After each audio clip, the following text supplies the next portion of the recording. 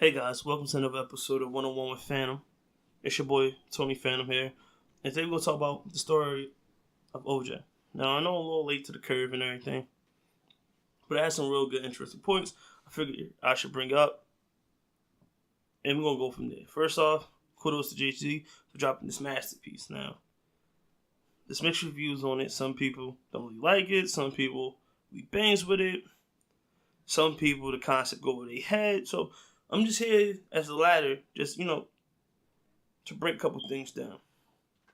Now, when most people think success and everything, they think of wealth.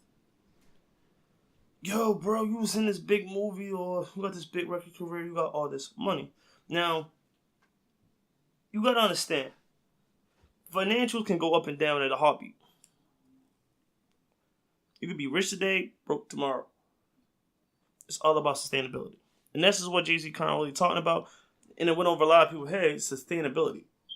Like, if I had something right now that is worth $1 million right now, that the longer I keep it, the more it's worth, I'm not going to sell it. I'm going to hold on to it. I'm going to pass that on. That's the whole goal, to pass it on to my children. So their net worth will grow. They will inherit things that already has a net worth for them. And that's what I feel as though we should move in the direction of. Now, this is about to be very contradicting what I'm about to say. In society, in the economy, the only way to make money is to spend money. A lot of people don't understand the concept, and I'm going to break it down from, my personal research, like, that I've done, looking at stock trends, bonds, what's the difference, saving for retirement versus creating wealth on real estate. After the economic crash, certain like I was gonna say, certain social groups got moved by the propaganda of save, grow, but don't spend. You really can't ask a business person to survive, thrive in a society where nobody wants to spend money. So first off, I'm not saying spending money is a bad thing. Everybody needs to spend money. One way or another, you're going to spend money. Pouring money back into the economy boosts your economy. Not saving your money by dear life. But doesn't mean be wasteful either. Let me get into that. That's where the contradiction comes in. Because some people are like, well, you tell me to spend money, but he's telling me to save money. You gotta do both. For certain things to come to fruition, you have to spend money. Put money in places. Just do it wisely. Like, I'm not gonna go knowing I got bills due and blow my whole check. No. That don't make sense. I'm not gonna spend all my earnings or winnings, life savings on a win. But it doesn't mean I'm not going to buy nothing at all. I'm not going to indulge every once in a while. And that's where this economy go. But as far as gaining wealth, with everything, there's levels. There's a lot of levels to this shit. So, you got people who are just, financially free. Now, for a person like me to be financially free, paying back all my debts, shout out to college. But pay back my debts to society, clear up my credit. Now I'm financially free. I'm comfortable. I'm not living paycheck to paycheck. I got this in my savings. That's financial free on a lower scale. Being wealthy to say, all right, cool, well, I own this amount of properties, I own these assets, and I can do these things now. That's in a more wealthier pool. Because I just want to remind y'all that this is the bigger thing people don't understand. Being poor is temporary, and poverty is a mindset. Because how they define poverty, being poor, and all these things are relative to the area and the situation. You go overcome it for your own little piece of the American pie without having to be also extravagant. Because at the end of the day, you gotta live with what you buy. You gotta live with your decisions you make. I'm not gonna go out here tomorrow, buy, a $500,000 house, if I got $1 million, and expect to survive. Nah, buy something like $150,000, cool. So a lot of money left over. Could do some things with it now, but I had something to cushion myself. And I also got something comfortable and cozy. It's all to your taste. If you want to live the high life, go ahead. If you want a more simple life, go ahead. But that's where you can draw your line. Because by financial terms of poverty, a lot of us still be there. The middle class ends at $250,000. The cap. Between I think $80,000 for a household. A small household to $250,000. That's not a lot of money. When you support families, especially young children, you think that's good money. But with all the expenses, and if you're paying for school versus public school, transportation, you add a lot of other factors, then you start seeing the money doing the way. So you gotta be more righteous. But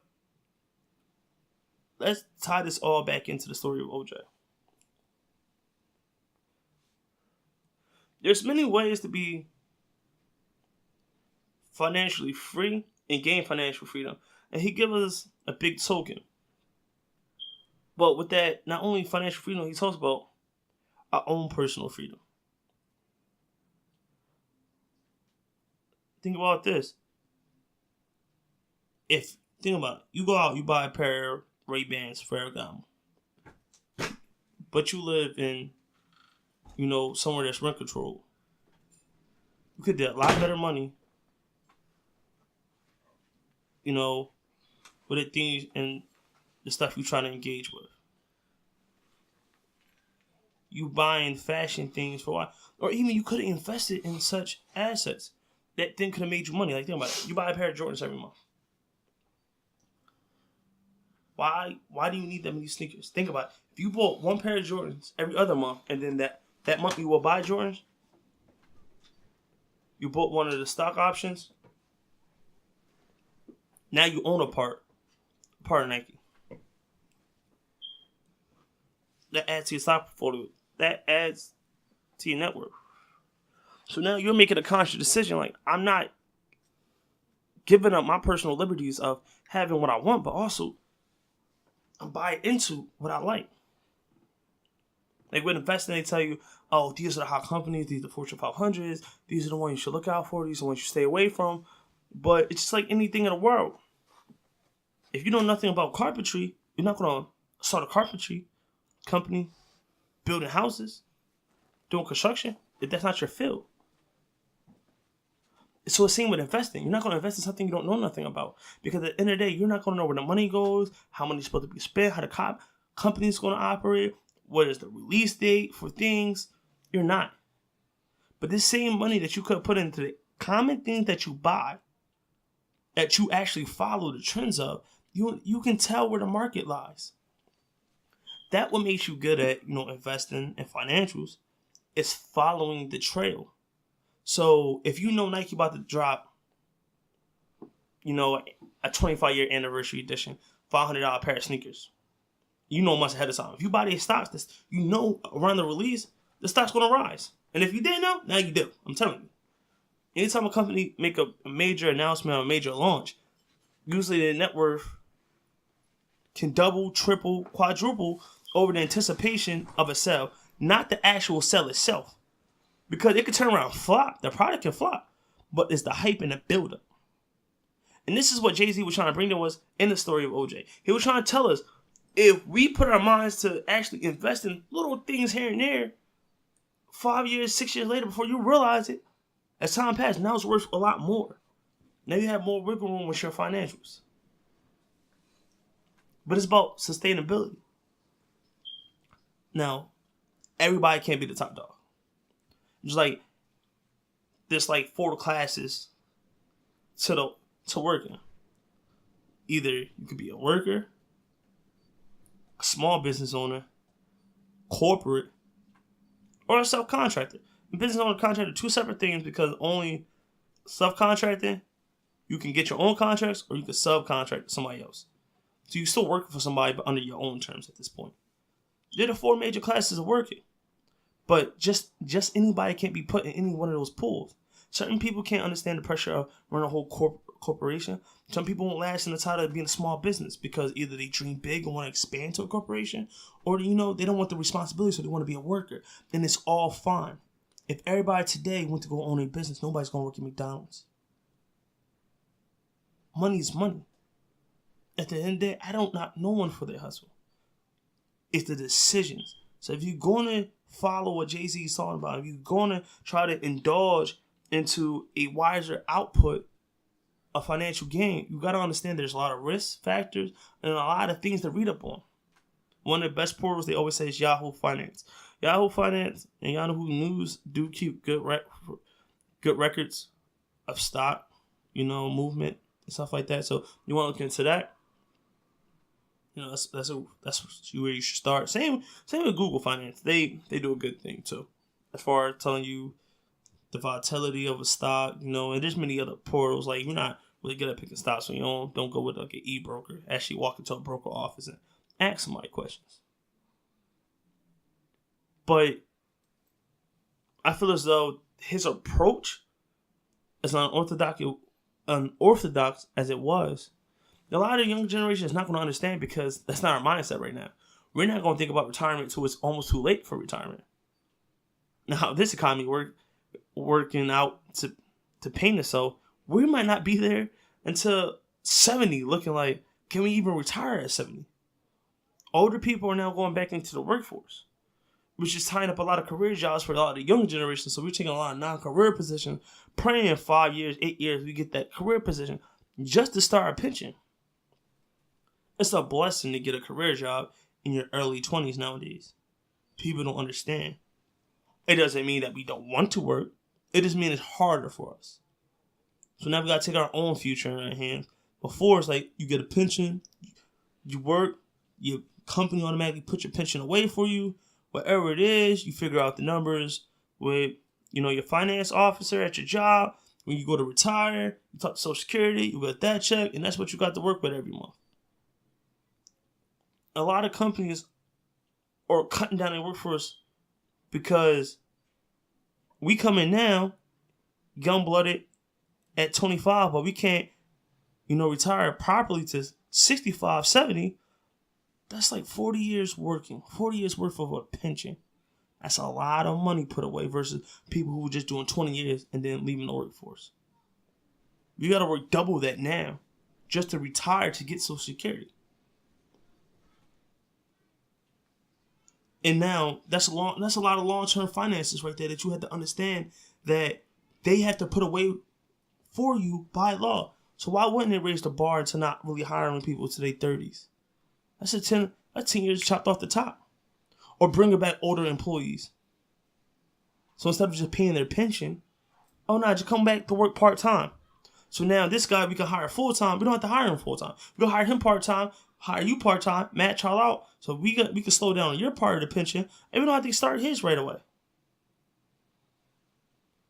So since it's harder for us, we got to find a way around it.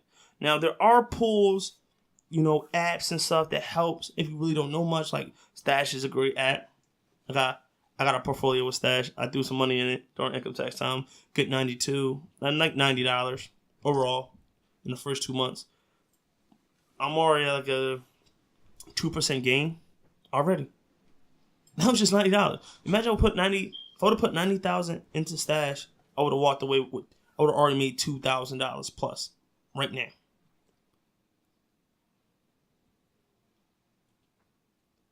And that was $90 I was probably going to blow on a pair of sneakers.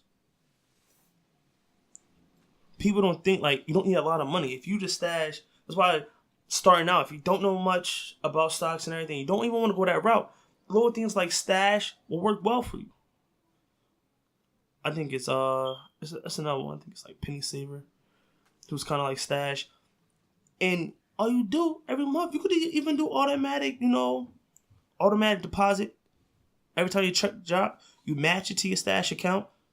Cool. Uncle Tony? Hold on real quick.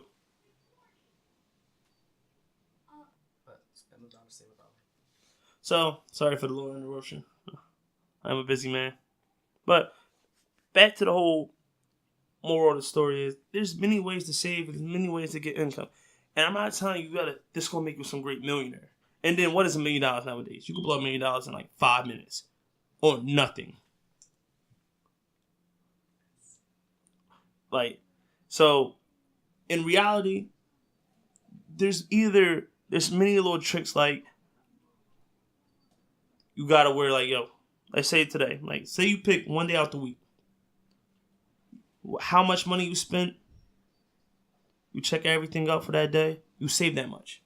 So instead of going every day, match dollar for dollar, you save $1 for every dollar you spend. You can even take a little bit shorter. You could just say, all right, cool. So I know this is my day off. Let me see how much money I spent on my day off.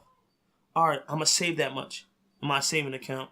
And there's many different types of saving accounts, but a simple saving account will do you justice.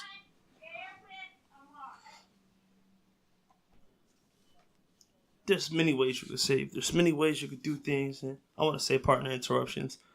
That's only because everything that's going on right now. Just got married, so my household's still kind of a little busy. So,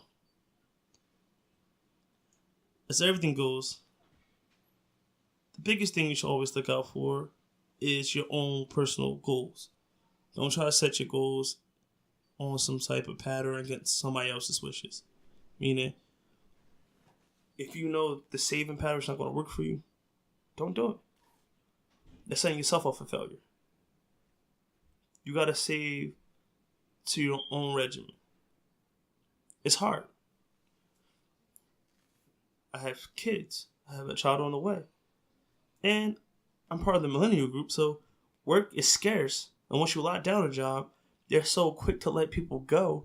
Sometimes you overturn work. And it's not that you're a bad worker. It's the fact that there's so many people looking for jobs. They want they want you to run out the gate, the full experience package, versus actually, walking people through this. So, with that said, you gotta save to your own terms. You gotta expand on your own terms. And this is the wisdom that I feel as though musicians, especially older musicians, should really push upon the youth.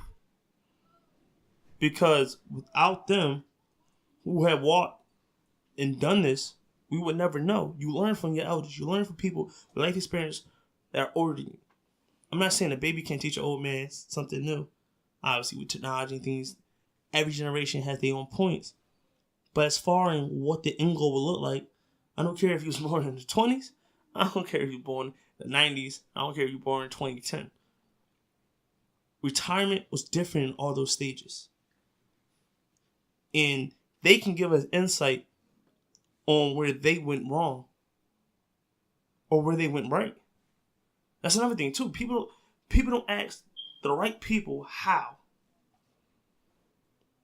How did Jay-Z, from dropping a bunch of CDs, a bunch of tour dates, how did he sustain his wealth after the music? Because remind you, for a while he stopped doing music. Yeah, there's many articles out there exactly what he did, but all these other artists, they're running around tour days, they're running around doing this, they're trying to get all this stuff going. But it seemed like he don't work hard.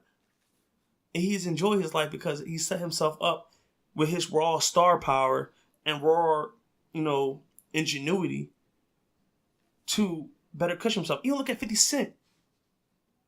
50 Cent had some things that were successful, Vitamin Water. Some things that failed.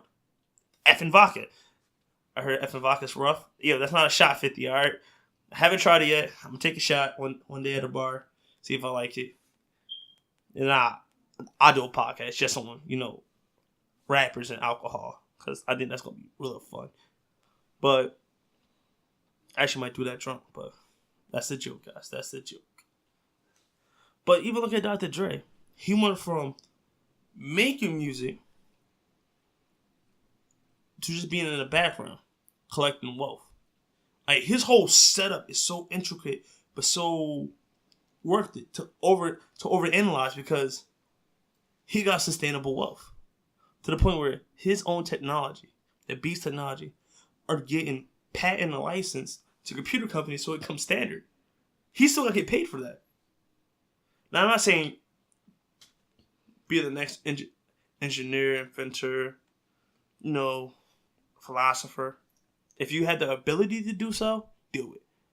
But just look at these extreme examples of these people who sustain their wealth on a higher level, but they sustain their wealth. Because you had people like MC Hammer, even people like Mike Tyson.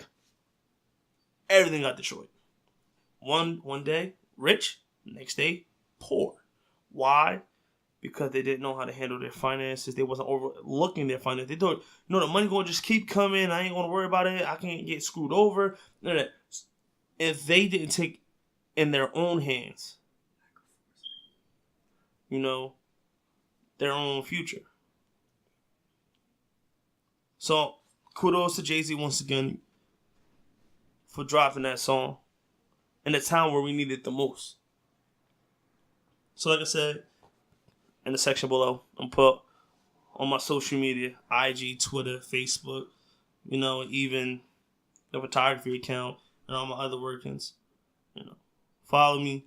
If you have a question or you have a comment, hit me up on Twitter, IG, Facebook, at me so I know it's real. Hashtag with 101 with Phantom. Because if you just ask me a question, it might go to Let's Talk About It or, our other upcoming show. RNS. So, see you next time.